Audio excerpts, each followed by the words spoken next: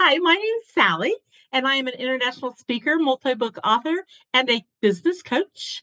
And I'm excited to share with Pearl today.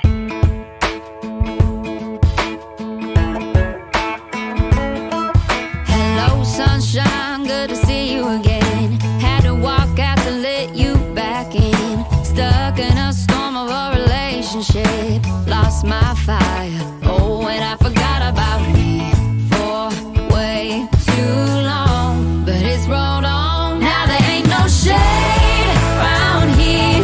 Once you leave the clouds, you're under. Ain't it funny how there ain't no rain? All clear. Why'd it take so long to leave you in the rearview mirror? Now nobody gonna steal my sunshine or turn my blue sky gray. All I know is at the end of the day, wildflowers grow when there ain't no shade. Hey everybody, it's Pearl and welcome back to another episode of Conversations with Pearl. And I'm so excited. Our guest is up really early for us. We're recording early here in Tampa, Florida. And she's a dear friend of mine that I've met through another connection. And I just love that she is joining us today. And my friend Sally Wurr is an expert at teaching others how to take the necessary steps to calm the chaos of life. She is known as the Storm Whisperer. Her stories teach people how to weather the storms of life without spiraling into an abyss. She challenged you to rethink and question your daily routines. Sally continues at the helm of SW Insurance Corp, where she is the president and founder. It is a corporation she built that assists corporations in designing, prioritizing, simplifying their employee benefits program. She is also an international speaker and author of 4 books of her own and 3 as co-author. She has been a guest on many TV and radio shows as well as podcasts, and we're excited to have her with us today. Hey, Sally, welcome to the show. Thank you. It's always good to be with you, Pearl, and those pearls of wisdom. Yay, I love having you. I love your background, girl boss. I just love that. My admin got that for me, and she loves calling me the girl boss, right? I love it. And joy is my favorite word. It's always been my favorite word, and it's how do we bring joy to ourselves and to those around us, and it's just whenever I'm on a podcast, it reminds me, yeah, I may be the girl boss, but I like the joy part of life and what it brings. Yeah, and we're going to talk about joy later on the show. I've got some questions for you about joy, but tell everybody a little bit about yourself and where you're at now in the world. I am in Highlands Ranch, Colorado, which is the southernmost suburb of Denver Metro. So I have easy access to the big city, but I'm really in suburbia, right? And I love it. We always call it the bubble, right? And I love the bubble. But yeah, I've been here for 31 years. It's the longest I've ever lived in one place in my entire life, by far. I mean, prior to 31 years here was 7 years in Oregon. My father was Air Force.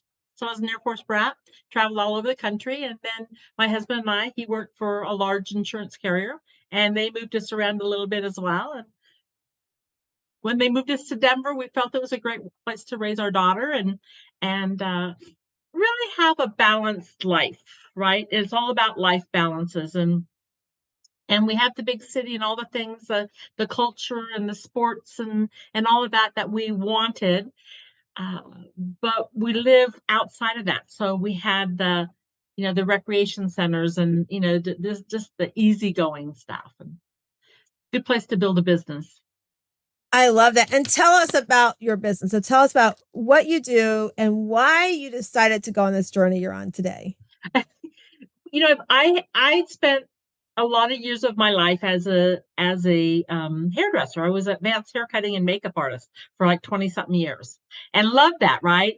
But when I got my 3rd license, because we moved to 3 different states, I said, enough. I'm tired of rebuilding, right? You rebuild and you rebuild and you rebuild, and you can't take that with you. And then I moved it. My husband was in the insurance industry, and I saw what other insurance brokers were making. My husband was not a broker, but he worked with brokers. And I went, wow, that's kind of a cool gig.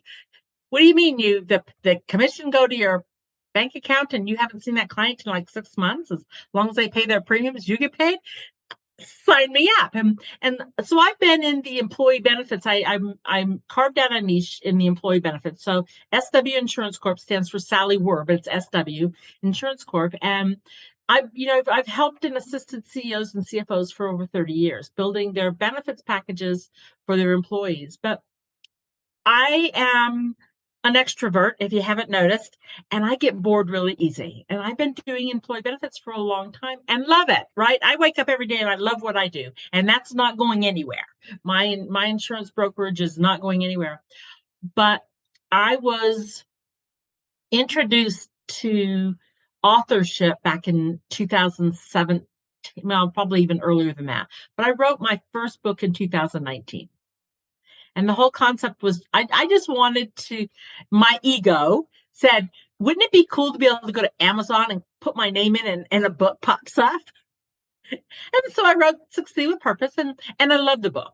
I wrote the book because so many people have these dreams and goals in life, and I always talk about, one of the things I like to talk about is tools in our toolbox, right? Those tools that we're born with and those tools that we learn along the way. I discovered very quickly that a lot of people had never been taught how to get from point A to point B to point C to point D. And I didn't realize that it was a problem, but it's a problem. And so I wrote Succeed with Purpose to share stories about how people can get what they want in life by just understanding what the steps are involved to get you from the concept to the reality. But I wrote the book and talk about the book, but never did anything with the book, right? But I could go to Amazon and type my name in and my book would show. Then 2020 hit. 2020 started out with it was a fantastic January and February, absolutely fantastic. And then March happened. Early March, I actually had I was blessed to be able to be a part of a women's group that did a preliminary writing boot camp with Michelle Moras down in Westcliff, Colorado, which is 2.5 hours south of me and really in the country, truly in the country. And I was able to get the bug, and we started talking about a collaborative book, which is where Hold My Crown came from. Hold My Crown came because of that little collaborative group. And then a week later, my life really changed. My husband went for a walk on a beautiful Sunday morning in March.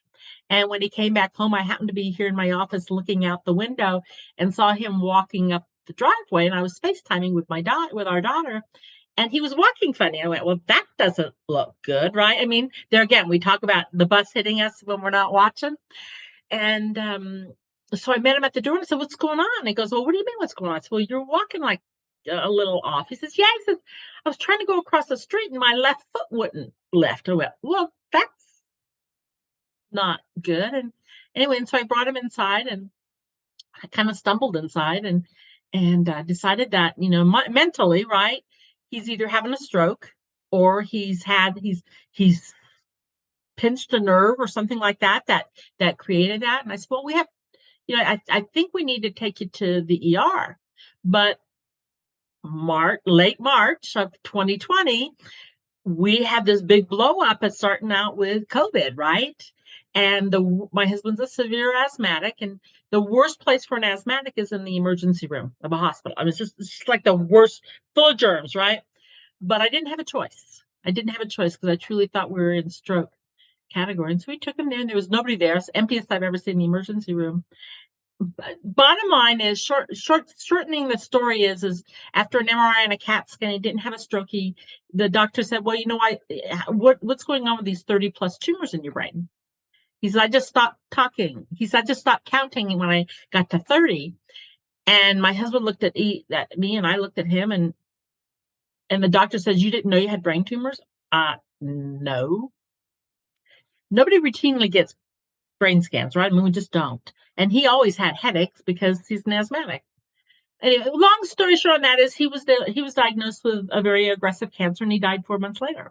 So that's my story of COVID, right? I mean, it's just, but from that, I journaled that whole time and still journal. I started talking about me, we, me, which is where Power of Awakening started.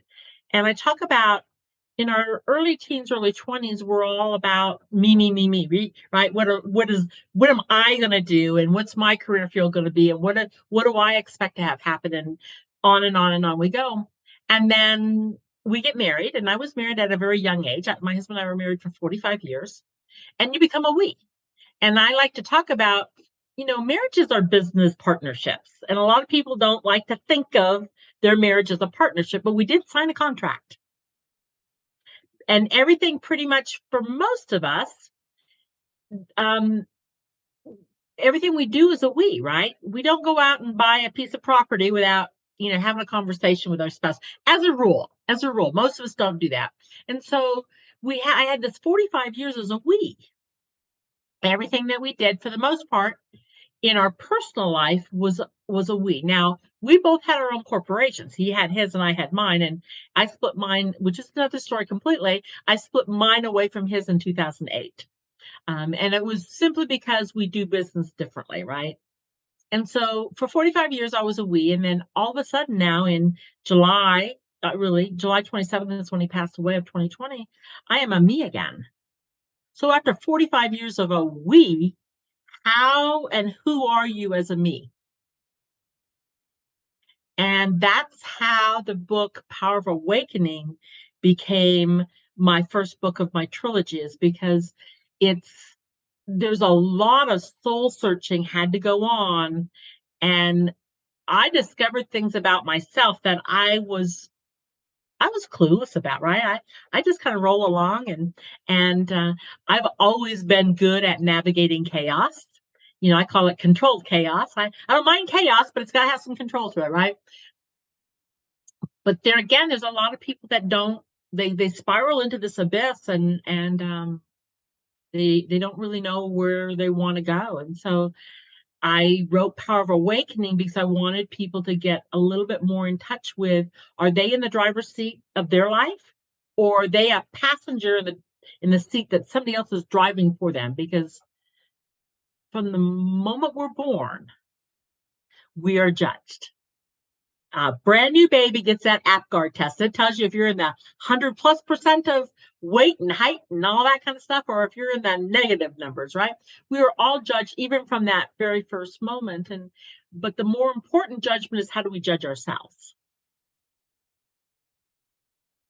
That's so powerful, and you're right. As soon as we're born, we are judged. Like there's this whole test, and this is how your child's doing on the test compared to others and everything. And then, wow, Sally, I was sitting here going, okay, he's walking into the driveway, and you're looking at him, and like you said, all this COVID and bringing him there, and then to hear those words that you had these tumors. I mean, you're right. We don't go and test our brain. I think the first time we really test our brain is when we think, oh, am I getting Alzheimer's, dementia? Is there a test we can do for that? We don't regularly do that. And it reminded me of a story. I had a client who, when I was helping her with her weight loss journey, it was a very low carb diet where you can get headaches the first few days. And she credits me all the time. She says all the time, if it wasn't for me coming to this program, I wouldn't have known. So she got these headaches, and I told her, I go, well, that's just normal. It's part of it. And like, after I said, for the first 3 days, she's doing everything. And she's like, Pearl, it's not going away. I'm like, okay, do me a favor. Go to the Salt Grotto, which is a place here in Tampa. You go in, it's a big salt room. And I said, go sit in there. Tell the ladies I sent you, and sit in there. And I said, if that doesn't help you, I want you to go to the doctor. I said, because I don't know what else to suggest. And she went to the doctor, and she found out she had a brain tumor.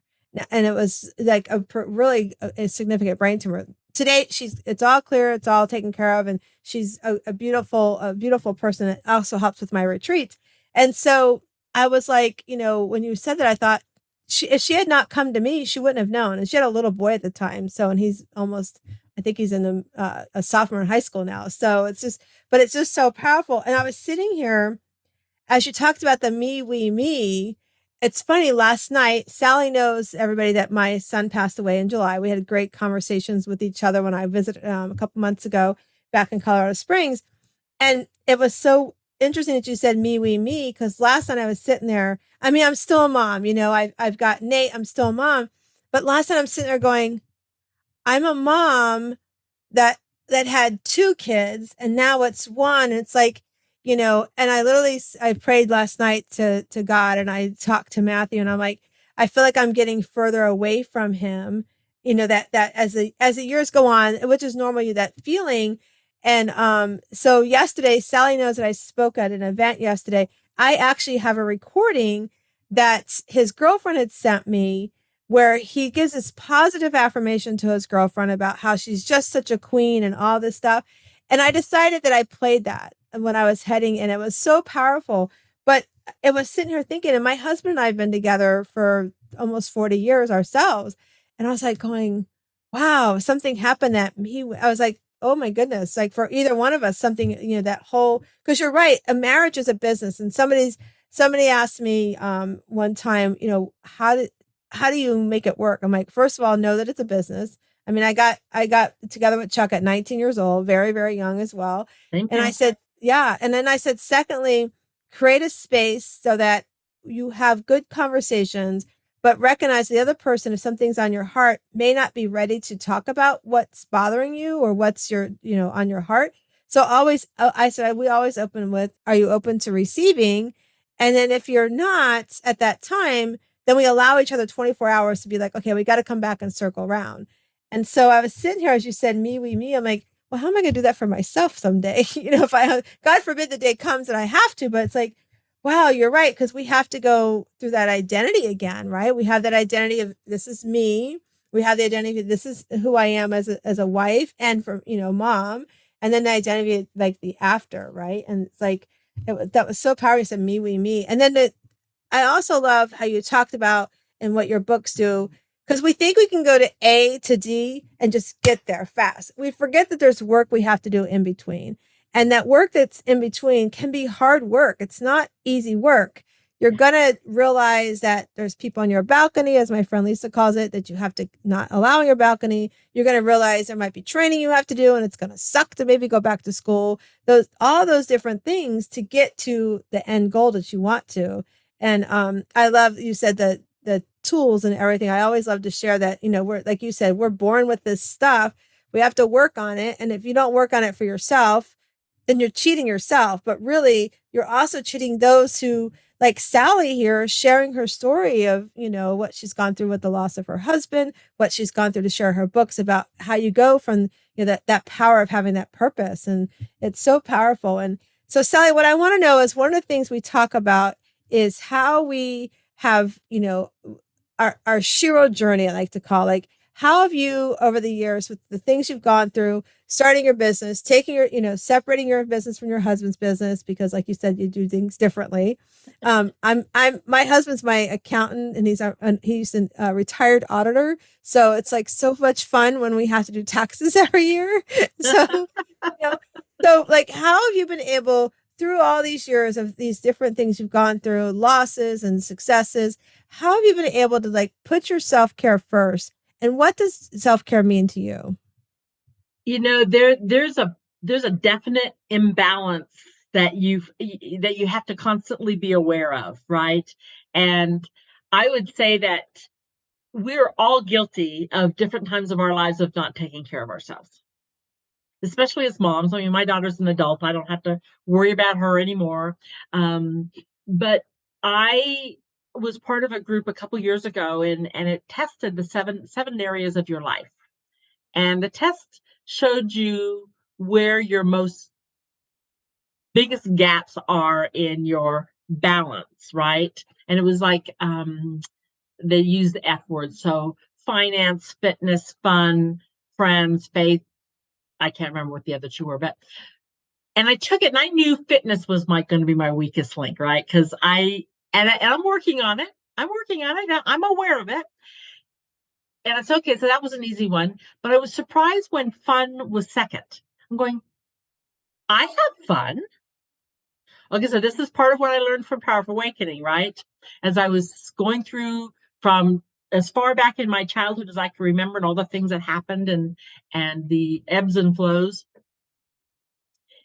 Because I have a business mind, I'm an entrepreneur, and this is not my first rodeo. Everything that I do that I'm having fun with generally has a goal at the end, and it's usually financial, because that's how I That's how I count how well I'm doing, right? At least in the insurance world, is what my commissions are. And it certainly is for my speaking and my writing and all of that. It has to be, it has to have a monetization at the end of it. That's just the way I roll. So I realized that everything that I was doing for fun was somehow connected to getting making money somewhere down the road. Probably not with the people that I'm hanging with, but it opens up the doors. And so I have to work really, really hard at incorporating things that are fun that have nothing to do with my businesses. So, meeting friends at Top Golf. We have Top Golf here. Meeting friends at Top Golf for a drink and a burger and fries or whatever, and playing, golf. I apologize. Top Golf is not golf, but it's the closest I get to golf. Or, you know, going on a retreat with friends just to be girl time and what's going on, and just having those conversations that we don't really get a chance to have for long periods of time. And we got a little bit of that when we were in Colorado Springs. When we were not in the room for the speakers thing that we were doing, we had those moments where we could just sit down and just enjoy each other's company without worrying about anything else but what's going on in the room and each other. And so it's making time for more of those in my life. And I try to do a couple different things every week that incorporate connecting with others, activities that are fun. And so for me, that's the self-care part. Now that we're moving, we're probably another 45 days before we really get spring here where you can count on it. And so I have a couple of friends that we're going to start walking the different trails. I'm not a lot of people here in Colorado hike the 14ers. We got a lot of 14,000-foot mountains to hike, right? Some easy, some hard. I'm not that kind of a hiker. I live at 6,200 feet above sea level, and so I'm already at high altitude. I don't need to go any higher. So that would be the long answer to how I do self-care. It's being aware, just trying to be aware. I'm with you. I don't think I would be going on some of those big mountains.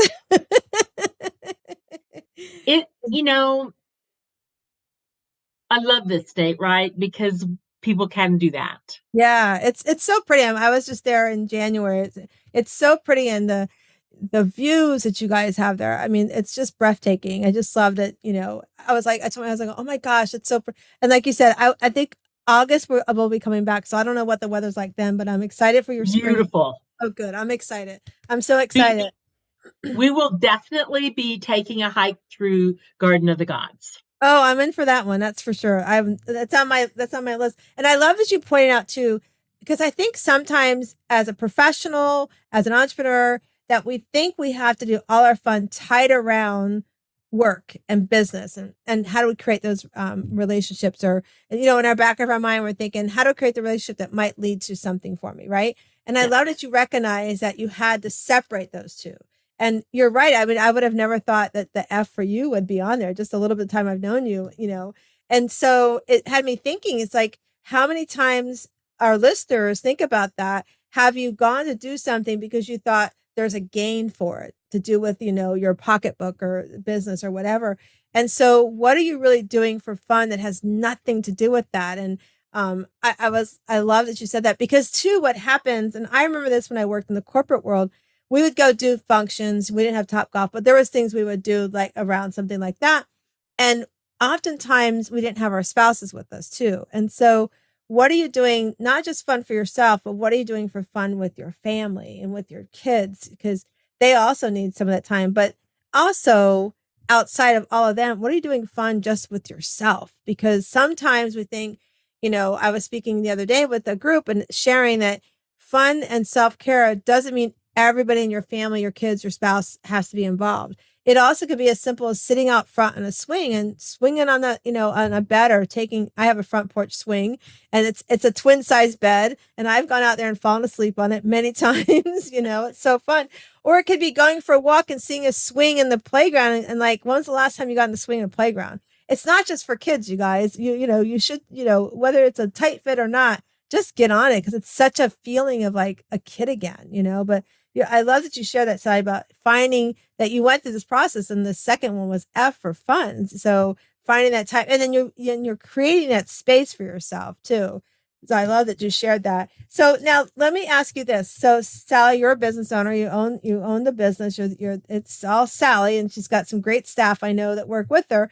So how do you separate Sally? Like, because as entrepreneurs, and I'm asking this because it was interesting. I have a friend who, unfortunately, her mom's been in the hospital, and we're the CEO of our businesses. We are our business, so we are the CEO of our business. And I remember we were talking, and she made a comment that one of her family members was like, "Well, I can't be there because I have to go with the CEO because on this trip." And my friend is like, "I run my business. I'm the CEO. What like." So how have you ever come across that where your family's like, "Oh, you own your business, so you could just go do that"? Like, how do you balance that to say, like your husband when he was sick, right? You had to be able to say, "I have to put my business here, and I need to put this hat on over here." But sometimes family or friends don't understand that I can't be there to help with this situation with a loved one because I am the CEO of my company. How do you balance that? How do you communicate that with people?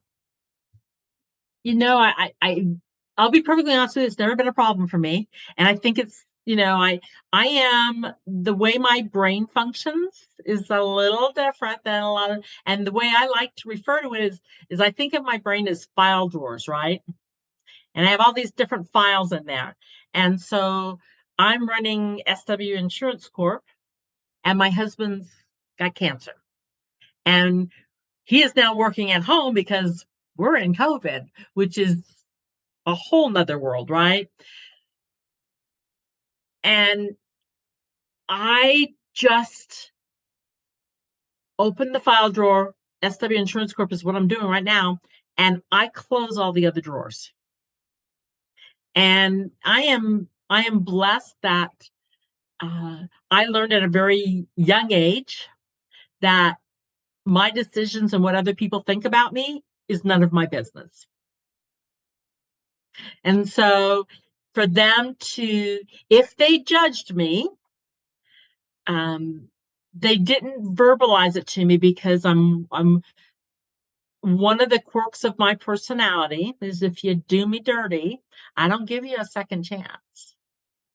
I may allow you to be in the sounds tacky. I may allow you to be in the periphery of my life, but you will never be here ever again.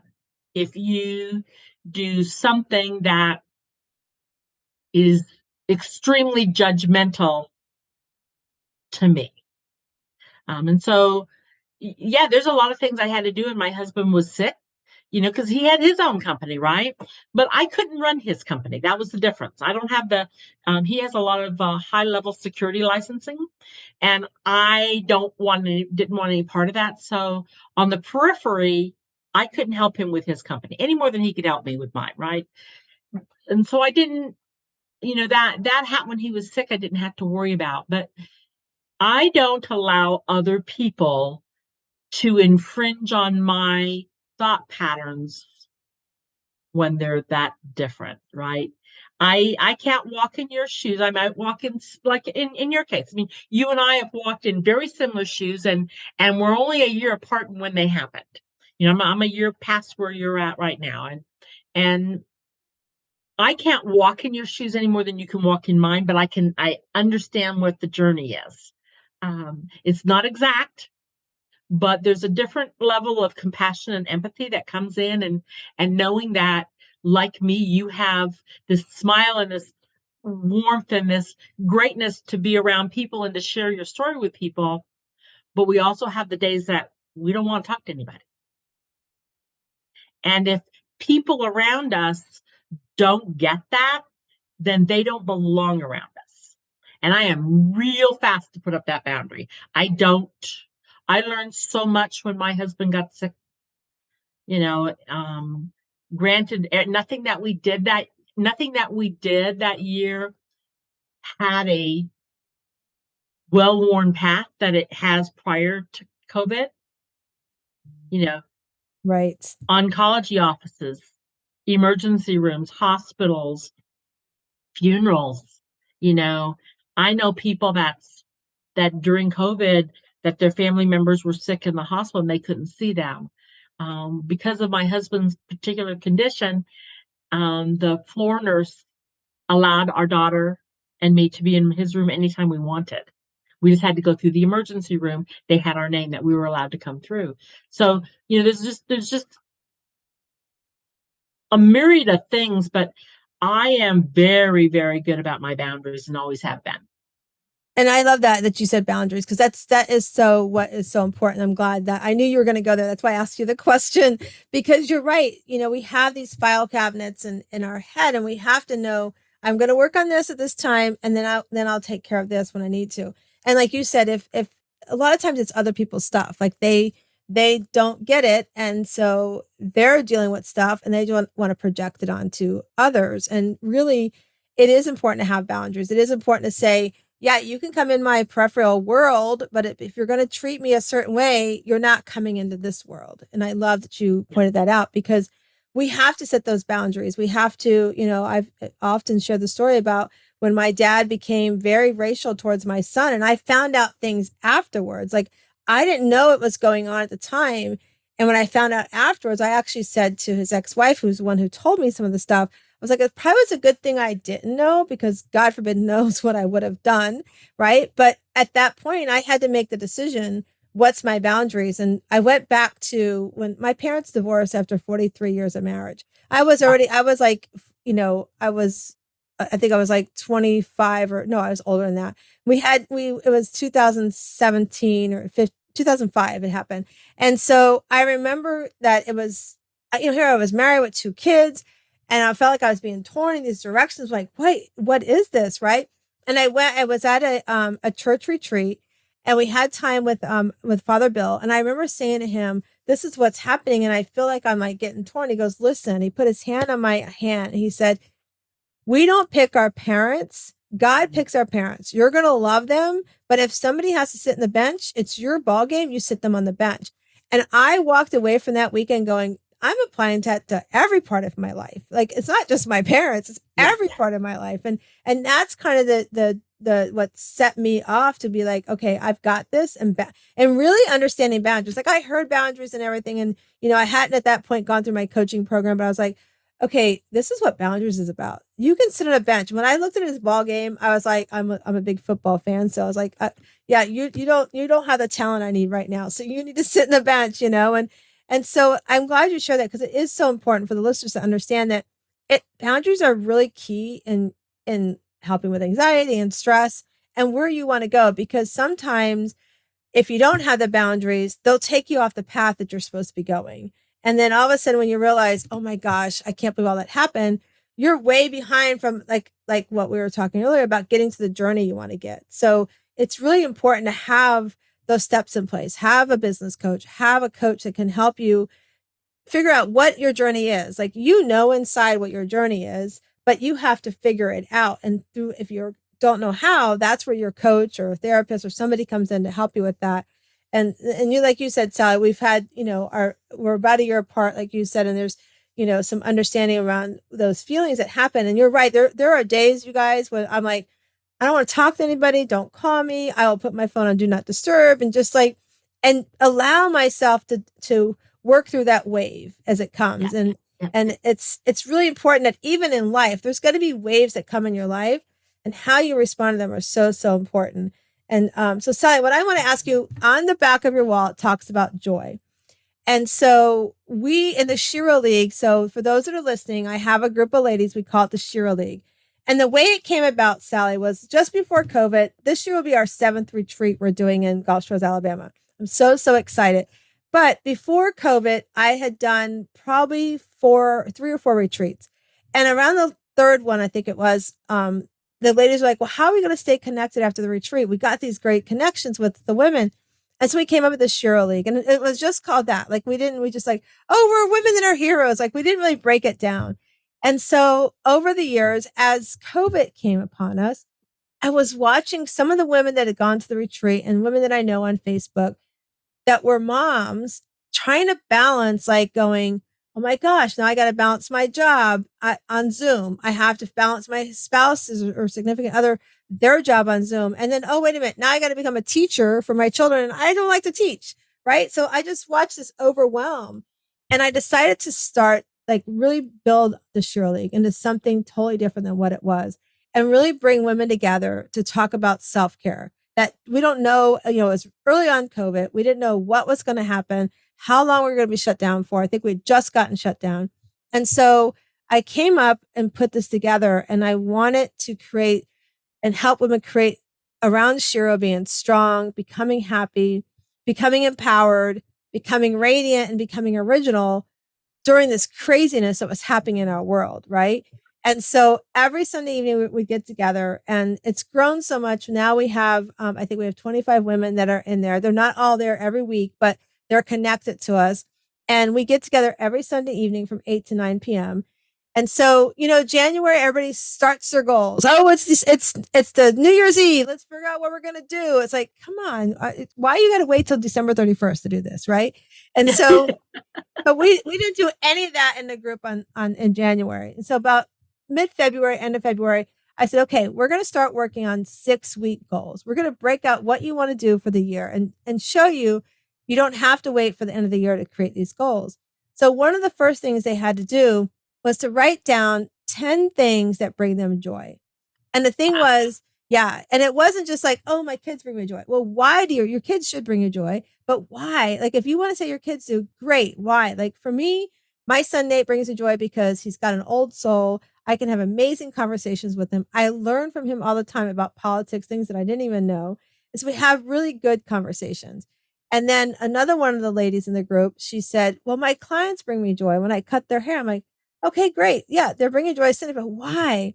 And when she finally broke it down, she's like, they bring her joy because every time they leave, they have a new outlook on life. They feel beautiful inside and they're just so happy. I'm like, there you go.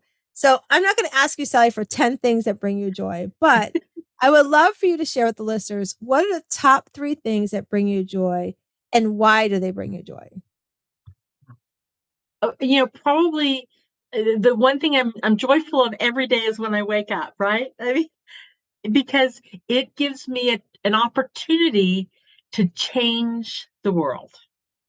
And when I say change the world, I mean, I'm not responsible for what goes on in the world, but I am responsible for what happens around me. And that's why I have joy up there. It reminds me when I'm on podcast, something else, that life and living and being able to live in a country that for the most part, we can be whatever we want to be as long as we have the aptitude for it, right? And I've always had the aptitude of being around people and being able to help them draw out their life and find things in their life that can bring them joy. That gives me joy when I can help other people facilitate in their own mind what's going on. So I'm joyful that I wake up every single morning, and I try to make sure I do things to make sure I wake up every single morning because we're not guaranteed that. So I'm always joyful. Second, obviously I've got a daughter. I love her. I love her to death. And like your son, my daughter was born an old soul. She's an only child, and I think there's just a lot of things that come with having an only child that they are an old soul, and I can have conversations with her, and I know that there's one person for the most part in my life that I can count on. If I need her to be here today, she'll be here today. And we don't get that, right? And I think that's one of the things I when you were talking before that I like to touch on about, we have all these people in our spheres, right? And you get to the point where you've like put people in a box that, well, if something really bad happens, then I know I can count on them. You can't. Depending on the circumstances, it isn't that they don't want to. They are, because of their own head trash, unable to do what you're asking of them. And so one of the things that brings me joy is that I recognize a couple things early on for me. Number one, the closest hand for help is attached to my own arm. And so the one person that's responsible for me and can give myself joy is me. So I don't look to anybody else to bring me joy. I try to be around people that bring me joy.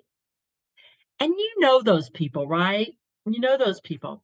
Third thing, let's say my daughter waking up every day, um, and living in this country, right? And you can choose where you want to live. Okay, so I'm a little envious because I would rather be in Florida where the sun is shining, which it's shining here, but it's like 32 degrees, and it's just a little tad different than what you're 75, 80 today. I mean, but I have lived in that, right? I lived in Southern California for a lot of years, and so 65, 75 year round was kind of what we did there. Uh, so there are, but bottom line is I have a choice, right? I could live in Orlando or Tampa or any place like that. If I chose to do that, I could do that. And so the joy comes from living in a country where we're able to really choose. We have choices, and the fourth one that I just an analogy that I like, and it's called I call it ripples of change. And so you have this beautiful serene lake that you've just walked around.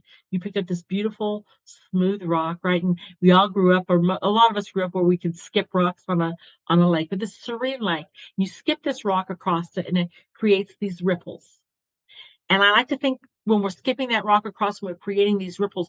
This is all the positive energy that we surround ourselves with, right? The people that are in our life that, for the most part, are positive and lift us up, and we lift them up. And when all of us are lifting, we can go higher. But sometimes when we throw that rock, instead of it skipping across the clear lake, the smooth lake, it just plops to the bottom. And what happens is instead of those ripples of joy going out, they now get sucked down into this abyss with the rock to the bottom of the lake, and there's all this turbulent, dark, mucky water. That's that negative energy that some people live in. We know people like that.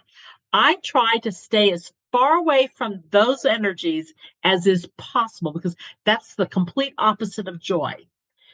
Now, I don't write them off completely, but some people, I call them the drama llamas of life, love that negative energy, and they love to sit there, and they like to invite all of us to their pity party.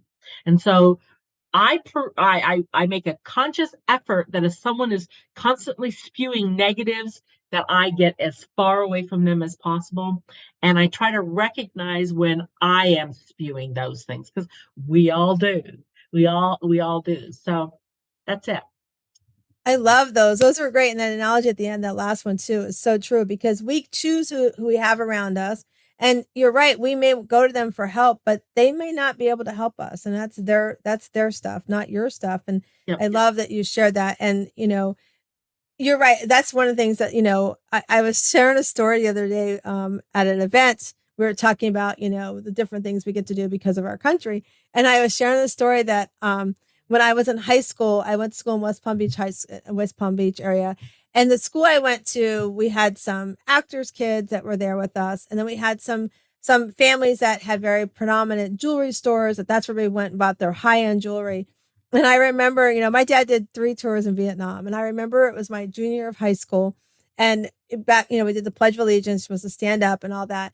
And these 2 girls in front of me, their dads owned this high-end jewelry store.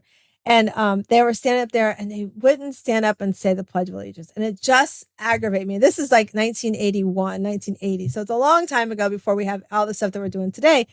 And I would get mad. And after like 2 weeks of this, they were new to the school. They were, they were definitely here from another country. I don't even remember where they were from, but that they weren't originally from the US. And I got so mad by the end of the second week of them not standing up. Got up.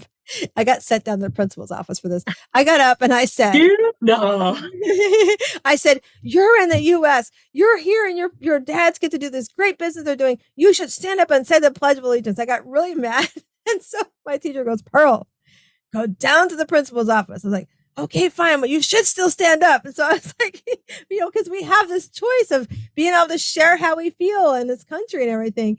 And I remember going down to the principal's office, and they're like, Pearl, you didn't. I go, I did. And call my dad. I don't care. Don't call my mom. Call my dad. They're like, why not call my mom? I go, because I want you to call my dad, because I knew what my dad was going to say. Good for you. So, and this is back before they would just send you home. I mean, now you'd get sent home for that. You probably get kicked out of school for those kind of things now, I'm sure.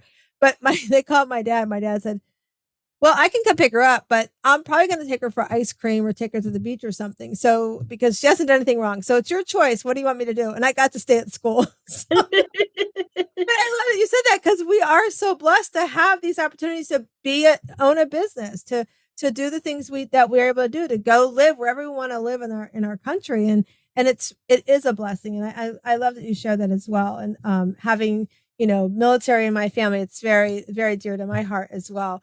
And so, okay, so now you've done your joy. Now comes the hard part.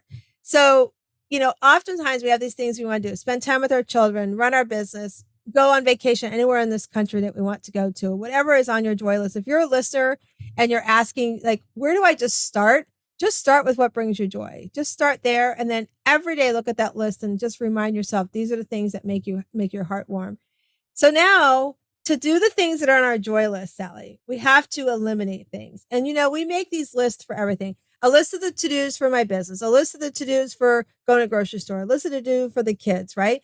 We never stop to make the list of what not to do. Like, what is it that I have to stop doing that's keeping me from spending time with my children, from spending time with the things I love to do, or traveling, whatever that is. So on your list, Sally, what are the top 3 things? Now, they had to make 10 again. And this, I'm telling you guys, listeners, this was not easy work. I think we ended up taking a month just to work through these 2 areas. So I want to ask Sally, what are the top 3 things that are on your not to do list that if you continue to do them, you wouldn't be able to do the things that bring you joy? 3 things. That is a really tough question. That's a really tough question. Typically, I mean, like for me, when I put my insurance hat on, right, I have fourth quarter crazy. I have a lot of groups that renew in December and January. And so it's always just a little bit long days, there's 7 days a week, 10 and 12-hour days. But by March 1st, I'm usually breathing a sigh of relief. I've gotten past that. But this year hasn't been that. It hasn't been that way. It's just the crazies continued. And so I have a 4-block piece of paper that I do every year, every week. And it's the things that have to be done. These have got to be done. And this is the date they have to be done by. And it's usually that week. And then these are the things that I would love to make room for. These are the things that are on my, for lack of a better word, my bucket list. And these are things that when I have brain cells available in time, that I want to get done, because as soon as I write them down somewhere, I can release them from my mind. Because my greatest fear is forgetting something that I really want to do, right? And so when for example, I'm going to a mastermind in Cancun in April. So I know I'm gone for 4 days, and you know what happens when you're out of town? The day before you leave and the day you get back are just like out of control. I will start working a lot of extra hours in order to make room for that. Because when I'm gone, my cell phone does not have my business emails on it. Does not have it. And I did that because I did put it on there for a while. And I found I was on there answering questions at 10, 11, 12 o'clock at night because I could. I have to, there again, boundaries, right? My clients in my insurance world know I work Monday through Friday. I'm at my desk usually by 7, but I don't even listen to voicemails till 11, 12, 1 o'clock.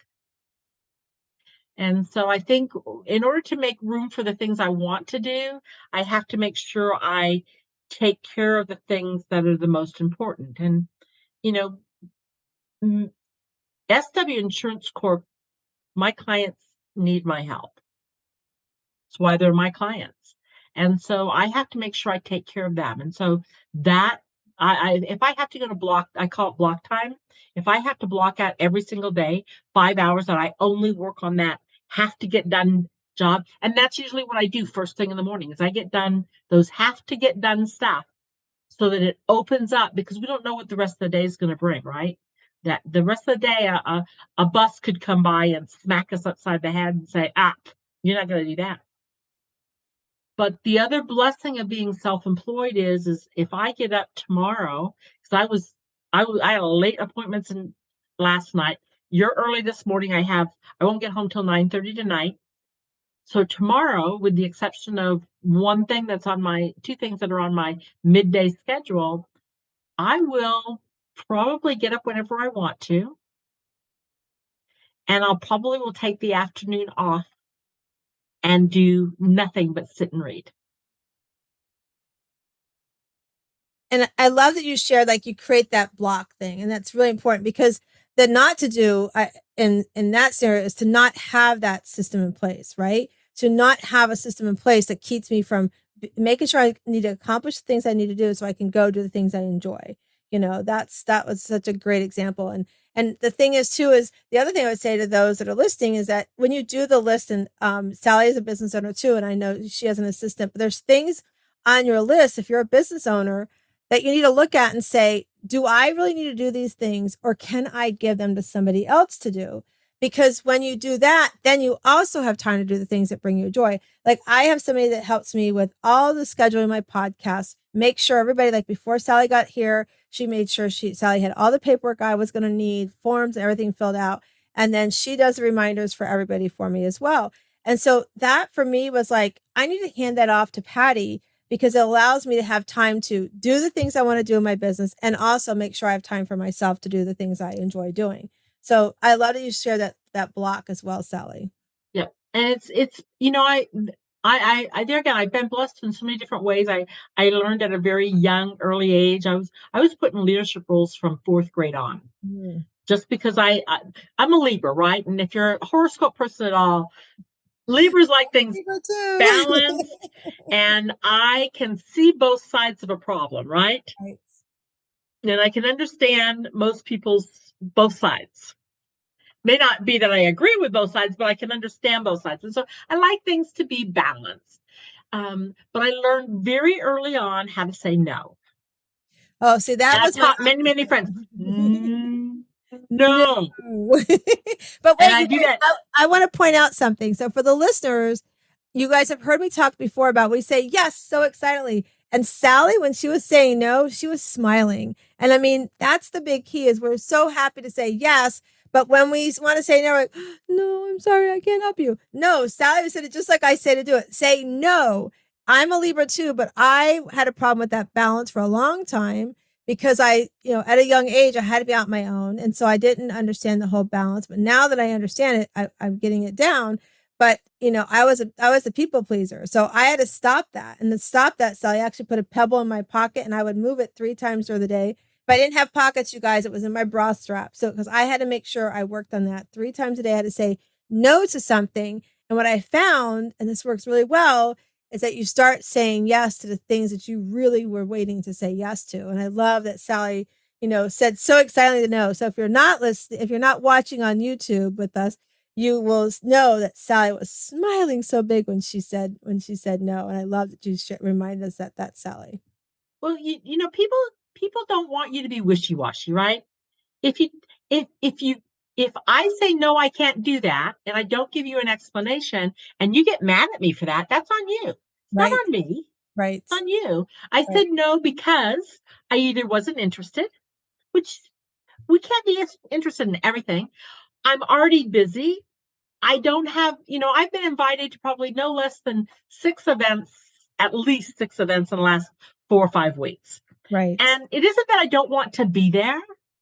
I can't completely be on the road all the time. And I did that last year. Last year, I had an absolute blast. Can I tell you? I was gone every single month somewhere in this country for the books and all that. And that's my word. It's been for 2 years now, is to jump. Say yes and jump. But I don't say yes to everything. So last year I jumped a lot, but I jumped with people that I knew, liked, and trusted, right? And so when you like, and trust a group of people, they say, we're going here. We were at an event in February in Orlando, and I left before the other two ladies did. And by the time I landed, my phone had blown up saying, "You've got to be in Dallas. You've got to be in Dallas in April. You have to be in Dallas." And I'm thinking, well, I'm just coming back from another trip. How can I be in Dallas? And I said, okay, got to be in Dallas. So I switched my flight, and from the other trip I was on in Savannah and Charleston, I went from there to Dallas. I didn't even come home. And so when you're with people that you know, like, and trust, it's easy to say yes and jump. But this year, yes, I'm still jumping, and yes, I'm saying yes, but I say no a lot more because I'm now in that balance zone, right? And a lot of the things that I do with sallywurr.com, which is my website and stuff for my speaking and my books and my coaching, I have to now get that into the monetization zone. And so I'm spending a lot of time with my web developers and promoting that, right? Which reminds me to give the website for your listeners to go ahead and get a freebie from me. So yes, so I want you to share. So let me go ahead and ask you to share your freebie and share how everybody can reach you, Sally. Okay, so sallywurr.com. So www.sallywurr, that's SALLYWURR.com/work with me. If you just go there, it's going to take you to a site on my website where you can download, put your name and contact information, download a summary that I did. It's discover, 5 steps of discovering you. And it's like the primer to start getting you into learning about awakening your own mind. And are you doing what you should be doing in life? And so that's the easiest way. And you can contact me via the website as well. And then my email is sallywurr@gmail.com. And of course, I'm all over Facebook, right? Sally Wurr. I mean, I use Sally Wurr for everything because that's my name and I like it. And it's easy for people to remember. But I developed this five steps to discovering you because I want people to start thinking about, are they doing what their purpose really is? Right. Because so many times people tell us what we should be doing, and maybe it doesn't feed all of us. I'm not saying give up your day job, but really and truly, when you look at the number of hours in a week, there's usually time to do 1 or 2 things for you. And so I want people to start thinking in that direction. Awesome. And we'll make sure everybody that we will put the links on everywhere we drop Sally's interview today, especially on the YouTube channel at Conversations with Pearl. But everywhere you want to listen to podcasts, just go to Conversations with Pearl. And I also want to remind everybody that if you are interested in learning more about the Shiro League, all you have to do is email hello@wsliving.com. That's hello@wsliving.com. And in the subject matter, just put Shiro, and we will get you all that information. And oh my gosh, Patty, I can't believe we got just a few minutes left here. And one of the things we have to do, and I'm going to forewarn Patty, Sally, that I didn't tell her about this. So I don't know if she's prepared, but it's okay. So Sally, we have these cards, Better Questions, Better Life. And I like that. Yes. And my friend did this with her friend. They're betterquestionsbetterlife.com. I get nothing monetary, you guys. So go do these cards. But I'm going to shuffle them. There's 77 different cards that ask you questions. And so I'm going to shuffle them. And Sally, you're going to tell me when to stop. And we're going to read the card to you. So tell me when to stop, my dear. Stop. Oh, my goodness. She got me early. Oh, my goodness. She's got a good one, you guys.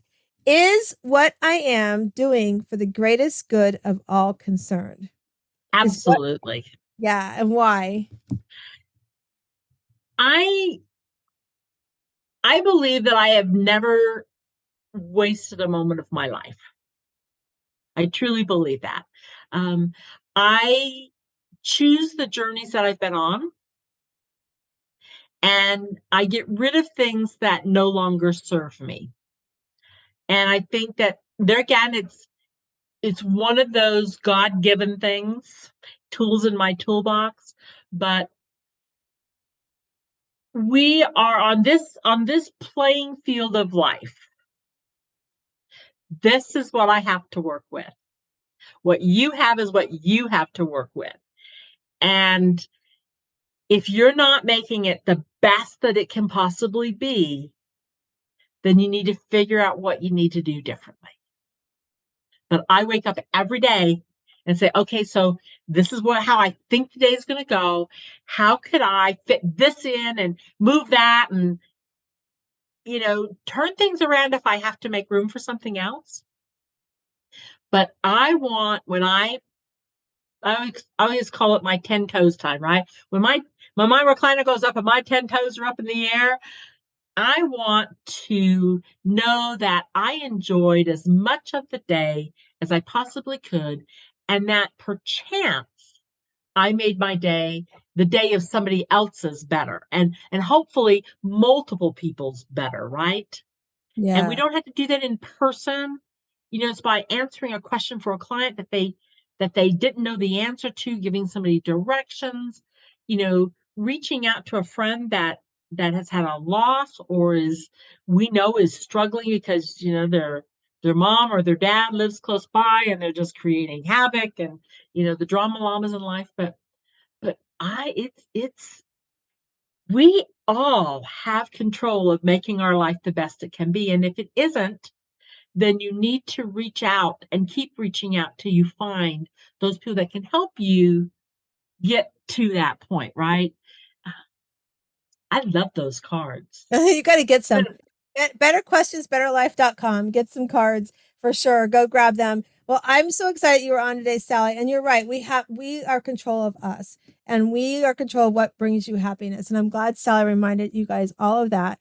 And, setting boundaries, I think, is one of the big things we've talked about today is having your boundaries in place and understanding you're in control of the boundaries. And if they don't belong within your boundaries, it's okay to have them step outside of the gate or put them on a bench for a little bit if you need to. So again, I want to thank Sally for joining us today. And I want to remind all of you listening that as you come into this world, you are this rough oyster on the outside and you need to work on that inner self. And as you do, you begin to open up your oyster and you find your inner pearl to greatness. So I hope you have a great day and please go find your inner pearl to greatness.